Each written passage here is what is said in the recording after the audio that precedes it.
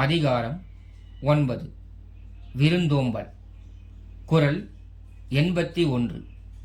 இருந்தோம்பி இல்வாழ்வதெல்லாம் விருந்தோம்பி வேளாண்மை செய்தற் பொருட்டு.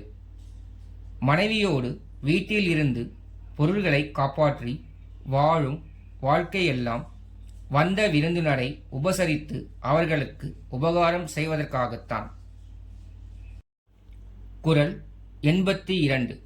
விருந்து பொறுத்ததா தானுண்டல் சாவா மருந்தெனினும் வேண்டற்பாரன்று. ஒருவன் தான் உண்பது சாவாமைக்கு காரணமாகிய அமிர்தமேயானாலும் விருந்தினர் பொறுத்தே இருக்க தான் மட்டும் தனித்து உண்ணல் விரும்பத்தக்கதன்று. குறள் 83. வருவிருந்து வைகளும் ஓம்புவான் வாழ்க்கை பருவந்து பாழ்படுதல் இன்று.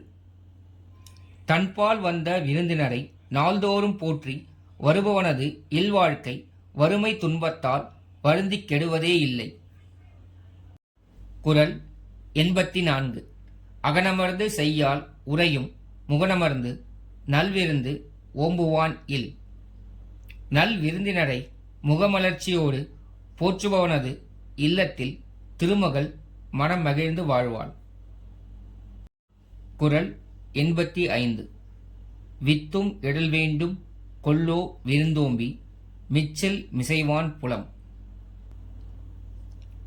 விருந்தினரை முன்னர் உண்பித்து எஞ்சியதை பின்பு தானுண்டு வாழ்பவனுடைய விளை நிலத்துக்கு வித்திடுதல் வேண்டுமா? வேண்டா, தானே விளையும். குறள் 86. செல்விருந்து ஓம்பி வருவிருந்து பார்த்திருப்பான் நல்விருந்து வானத்தவர்க்கு. இப்பிறவியில் தன்னிடம் வந்த விருந்தினரை உபசரித்து மேலும் வரக்கூடிய விருந்தினரை எதிர்பார்த்திருப்பவன் மறுமையில் தேவனாய் வானுலகில் வாழும் தேவர்க்கும் நல்ல விருந்தினன் ஆவான். குறள் 87. இணை துணைத்து என்பதென்று இல்லை விருந்தின் துணை வேள்வி பயன்.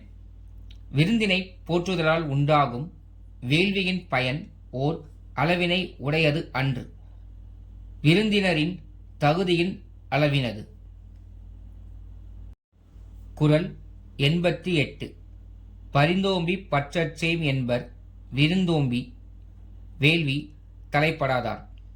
விருந்தினரை போற்றி அவ்வேள்வியின் பயனை அடையாத அறிவில்லாதவர் பொருளை வீணே காத்து இழந்து ஆதரவற்றவரானோம் என்று பின்பு இறங்குவர். குறள் 89. உடைமையுள் இன்மை விருந்தோம்பல் ஓம்பா மடைமை மணவார்க்கண் உண்டு. செல்வ நிலையிலும் உள்ள வறுமை என்பது விருந்தோம்பாகாத அறியாமையாகும். அது அறிவுடையாரிடம் உண்டாகாது, அறிவாளிகளிடம் உள்ளதாகும். குறள் 90. மோப்பக் குழையும் அனிச்சம் முகம் திரிந்து நோக்கக் குழையும் விருந்து.